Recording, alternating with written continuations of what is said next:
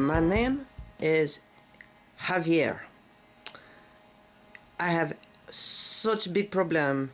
My problem is, you see, I've been fighting with my parents all the time and arguing, and they don't like my girlfriend.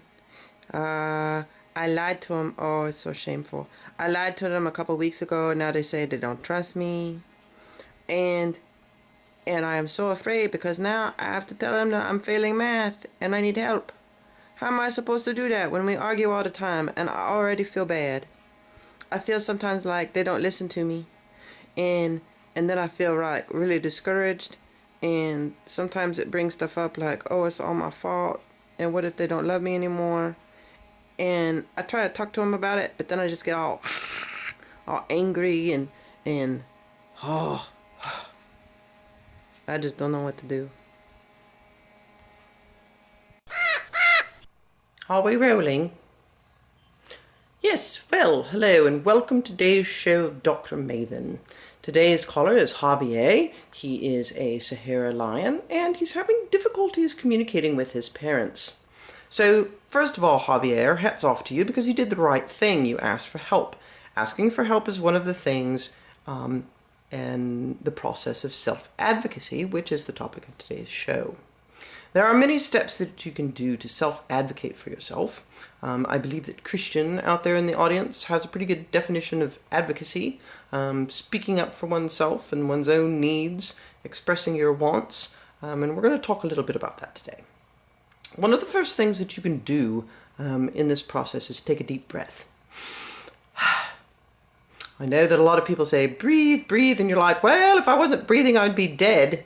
And taking a deep breath slows down your heart rate, and it also provides oxygen to the brain so you can think better. So it's a good thing to do. Breathe in, breathe out. Next, look at the situation. I know that it looks positively dismal. You know, it's very possible that you've managed to kind of overdo things in your mind a little bit. Maybe your parents are frustrated. Make sure you look at it from their point of view. Maybe not listening to you is just because they're frustrated and they don't know how to talk to you either. They could be feeling the very same things that you're feeling. So try not to make up too much in your head before you know all the facts. Third, think about what you want different. Obviously, you don't want to argue all the time with your parents. And I think that that's probably a very healthy thing to do. You also want reassurance. You want security in your relationship. You want to know that it's not in danger, that it's not being threatened, and that it's not all your fault. No one likes feeling that way. And you also want help. You want help with your math. So that's how you want things to be differently. The next thing is to practice speaking clearly and slowly. Oftentimes, one of the things that we want to do, especially when we're teenagers or close to being teenagers, is to run into our bedrooms, slam our doors, listen to loud rock or rap music, and pretend that the world doesn't exist. It's called the old ostrich head in the sand method. And while, for the time being, you zone out, you don't think about it, it's not a problem, guess what? The problem will return as soon as you open the door and you have to face your circumstances again. That's one of the things about life. You can run away for a little bit, but then you always have to come back and face things. So if you need a little time out for yourself, great. But then think about what it is that you really want to say, and then practice speaking clearly and slowly. So something like this. Mom, I would really like to be able to share a few things with you, and I'm afraid to do so because I know we've been arguing a lot lately, and I know you don't like my girlfriend, and I lied to you a couple weeks ago and I broke your trust.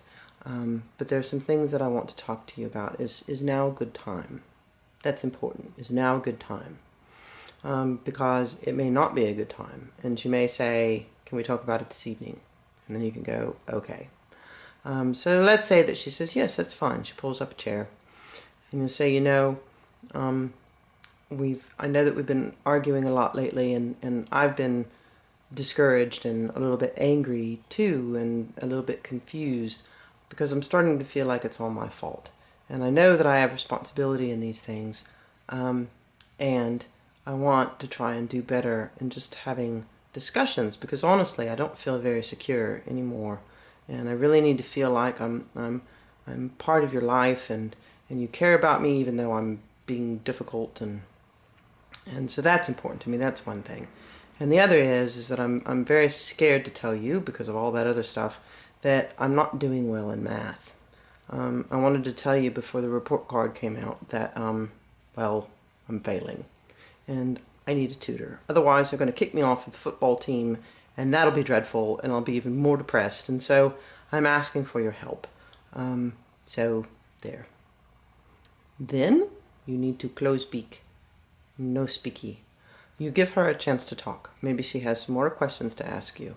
And maybe you guys can give a little bit back and forth. But the next thing that you do is you have to be prepared to listen. Really listen to the other person, because the other person has feelings and needs as well. Next, don't expect change immediately. Not everything happens overnight, so you have to kind of be, well, you have to be ready. You have to be ready for whatever might happen, and she may still be angry. She may say that, bring up old things. She may start talking about your old girlfriend again. She may, you know, talk about the lying situation and whatnot. You have to be patient. Hopefully she will have heard you, and you two can have a nice rational conversation, and the two of you will feel much better. That might not happen that day. It might not happen in a week, but you have to keep trying. You don't give up. Lastly, if that's not working, if none of those things are working, then definitely ask for help from someone else. Maybe there's a teacher at school. Maybe there's your social worker. Maybe there's an older foster parent that you had.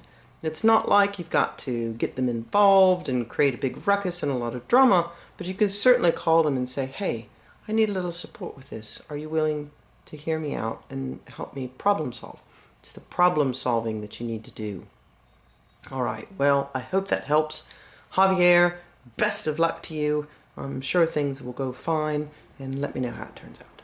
All right, now, as for myself, I'm going to self-advocate for another cup of coffee. Toodles. Hello, Dr. Maven.